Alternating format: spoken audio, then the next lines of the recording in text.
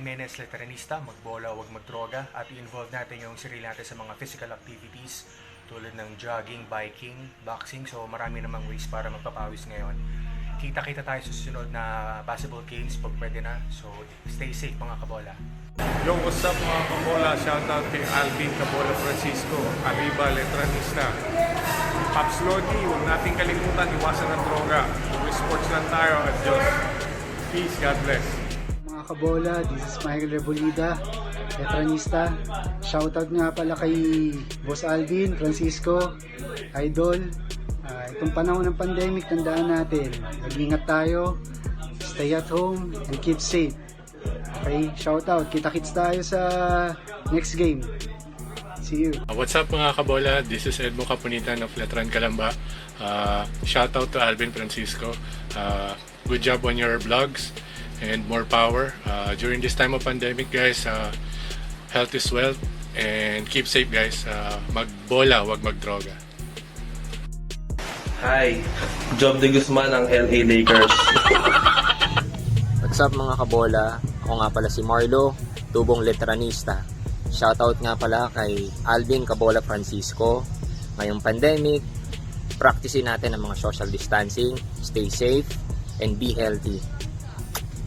Okay, so yun mga kabola, nag-message na sa akin yung in-orderan ko ng sapatos. So pagparating na daw ngayon. So tara, abangan na natin. Let's go! Si Kuya. Okay na, yan ba yung sapatos?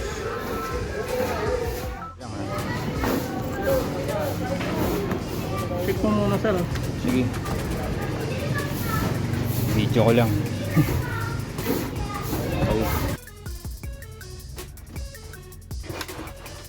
Kain tayo guys. Okay, so mga kabola, welcome back to my channel. This is your Alvin Francisco, aka Carnuba Wax Boy. Okay, so ngayon guys, meron tayong gagawin. Bali makikita nyo naman sa title. Okay, so napaka-exciting nito kasi lahat naman tayong mga basketballista or kahit ordinary person or kahit mapababae, excited tayo kapag meron tayong bagong gamit. Most especially kapag yung isa sa mga paborito natin is yung sapatos. Okay? So, mag-unbox tayo today.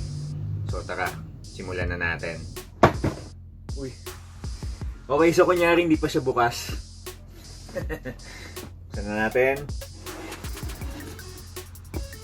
Okay. So, there you have it. Swoosh. Just do it. And the Jumpman logo. Okay, so tara. Sirain ko na ba to? Alvin? Ha? Sirain ko na? Mamaya. Okay. So, ayan. So, bali, basic lang. Black box. And then, yung Jumpman logo sa side. And then, the number 23. Size 11. And Air Jordan lows. Okay, ito na guys.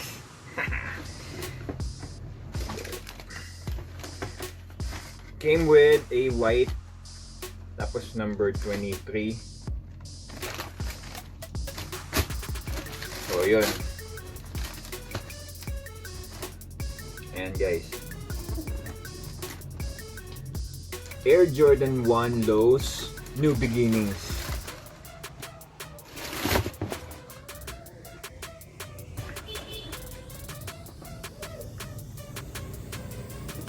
Okay, so ayan.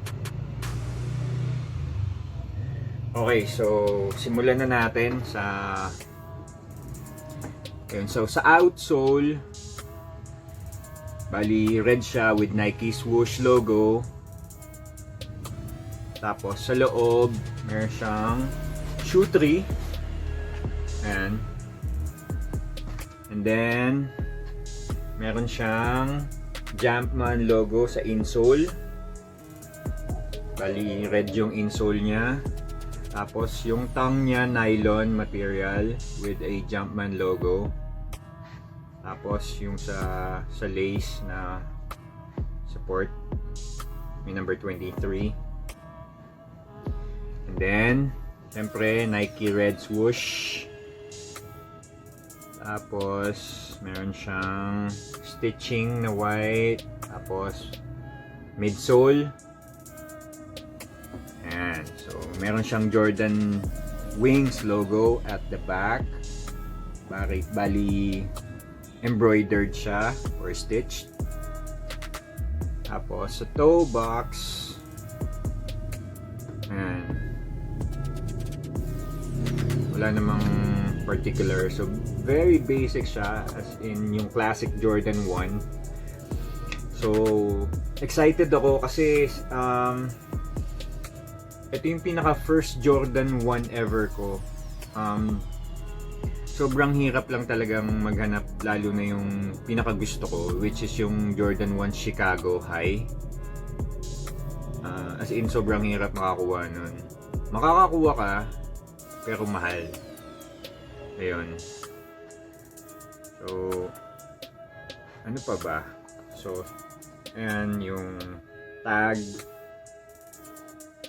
And then, for me, maganda yung material.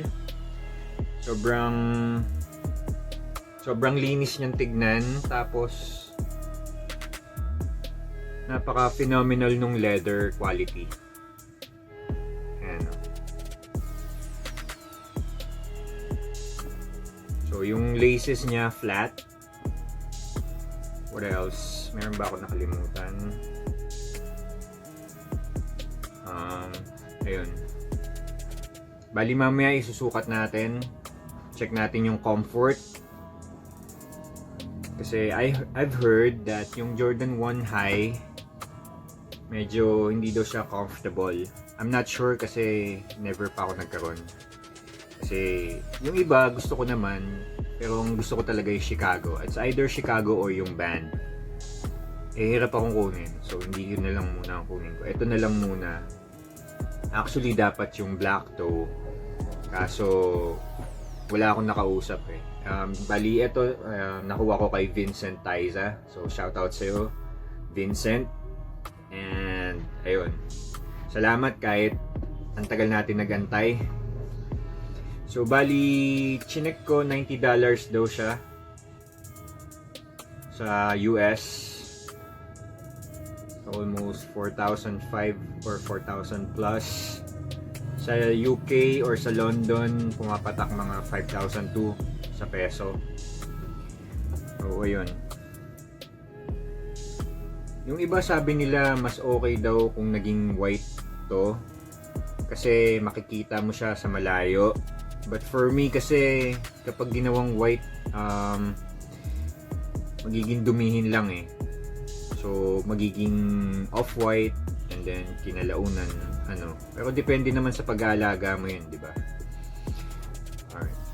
So, yung mga vain na sneakerheads, maalaga sila eh. So, yun. Kaya pala binili ko to kasi I've heard na yung mga J1 lows, maganda yung comfort tsaka masarap sa paa. Ayun. As in, komportable daw talaga. So, yun. So, tsaka, nagustuhan ko siya kasi favorite color ko talaga yung red. Ayan. Tapos, almost similar naman siya sa Chicago. Kaya, ayun. Kinap ko na. Ayun. So, roll na natin yung montage.